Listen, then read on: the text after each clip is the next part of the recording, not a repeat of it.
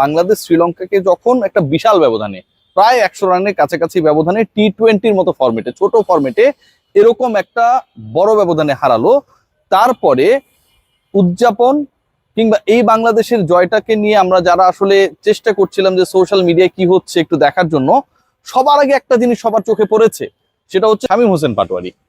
তিনি যে ইনিংসটা খেলেছেন গতকাল, যে ইনিংসের মাহাত্ম্য আসলে বলে বোঝানোর মতো না। যে ইনিংস খেলতে গিয়ে শামীম হোসেন পাটোয়ারি শুধু দেশের কথাই চিন্তা করেছেন, নিজের ব্যক্তিগত অর্জন কিংবা মাইলস্টোন একবারের জন্য মাথার মধ্যে আনেন নাই। সেই ইনিংসটা আসলে শ্রীলঙ্কানদের মধ্যে নিজেদের মধ্যে ঢুসোঢুসি শুরু করে দিয়েছিল এবং একই সাথে বাংলাদেশের সিরিজে সমতায় ফেরানোর ক্ষেত্রে একটা বড় রোল প্লে করে। দেশের শামীম হোসেন পাটোয়ারি যখন 12তম ওভারে ব্যাট করতে নামলেন, তিনি 20তম মানে লাস্ট ওভার পর্যন্ত টিকেছিলেন।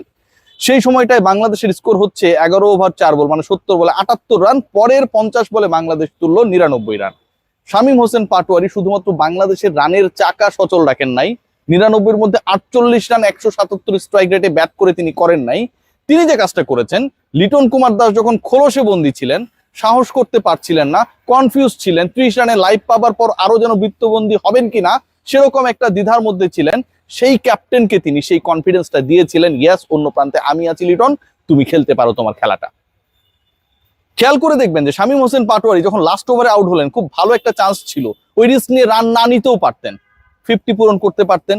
177 স্ট্রাইক রেটের ব্যাট যেভাবে তিনি করেছেন, অপরাজিত থাকলে তার এভারেজটা অনেক বেড়ে যেত এবং বাহাবাটা হয়তো আরো একটু বেশি পেতেন। সেই শামীম হোসেন পাটোয়ারি শুধুমাত্র দলের কথা চিন্তা করলেন, 50-এর কথা চিন্তা করলেন না। আগের ম্যাচে চিন্তা করুন, মাত্র 5টা বল খেলার সুযোগ পেয়েছিলেন, করেছিলেন 14 রান, তার মধ্যে 2টা বিশাল ছক্কা। এদিন প্রথম 5 বলেই 2টা বাউন্ডারি, প্রথম 5 বলে তার স্কোর ছিল 10 রান। বাংলাদেশের ক্রিকেটাররা অধিকাংশ ক্ষেত্রে যখন নিজেদের কিছু রান করার চিন্তা করে, পরের ম্যাচে কিভাবে টিকতে পারবে সেই চিন্তাটা করে, পরের সিরিজে যেন বাদ না পড়ে সেই চিন্তা করে, সেখানটায় এই youngster emerging star Shamim Hossain Patwari যেন ভিন্ন ধাতে গড়া। লিটন কুমার দাস, আমি বলছিলাম যে তিনি অসাধারণ ইনিংস খেলেছেন, 150+ স্ট্রাইক রেটে ব্যাট করেছেন, কিন্তু প্রথম দিকে লিটন কুমার দাস অনেকটা বৃত্তবন্দী ছিলেন, নিজের ছায়া হয়েছিলেন। সেই লিটন কুমার দাসকে কনফিডেন্স দিয়েছিলেন শামীম হোসেন পাটোয়ারি। লিটন কুমার দাসরা টেন্স ছিলেন যে আসলে একটা ভালো ইনিংস খেলতে না পারলে হয়তো আমার দলে থাকা নিয়ে প্রশ্ন উঠবে। নাইম শেখ দলে সুযোগ পাবার পর যখন 29 বলে 32 রান করে, যেভাবে এটাকে জাস্টিফাইড করার চেষ্টা করুক কিনা, এটা কোনোভাবেই কাম্য না। একজন ক্রিকেটার অনেকদিন পর দলে ভিড়েছে এবং তিনি 5 বলে 3 রান করে আউট হয়ে গেছে, জাস্টিফাইড ভাই, মানা যায়। কিন্তু আপনি যখন 29 বল খেলবেন, যখন 8ম ওভারে ব্যাট করতে নেমে শেষ ওভার পর্যন্ত অপরাজিত থাকবেন এবং তখন আপনি মাত্র এই 5টা ওভার খেলে 32 রান করবেন টি-20 ক্রিকেটে, এটা কোনোভাবেই জাস্টিফাইড না। আপনি নিজের জন্য খেলেছিলেন। শামীম পাটোয়ারি তো সেই পথের পথিক হতে পারতেন না? শ্রীলঙ্কার বিপক্ষে এই টি-20 দুটো খেলার আগের শামীম পাটোয়ারির সবশেষ 7টা ইনিংসের রান হচ্ছে সিঙ্গেল ডিজিট আউট হয়েছেন।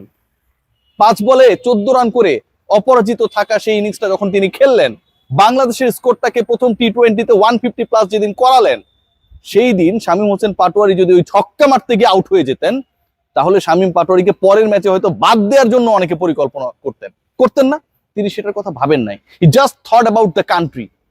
এটাই হচ্ছে পার্থক্য, মেন্টালিটির পার্থক্য, আগ্রাসনের পার্থক্য, এবং একই সাথে আমি কি জন্য খেলতে মাঠে নেমেছি সেই উদ্দেশ্যের সাথে নিজেকে মানিয়ে নেওয়ার পার্থক্য।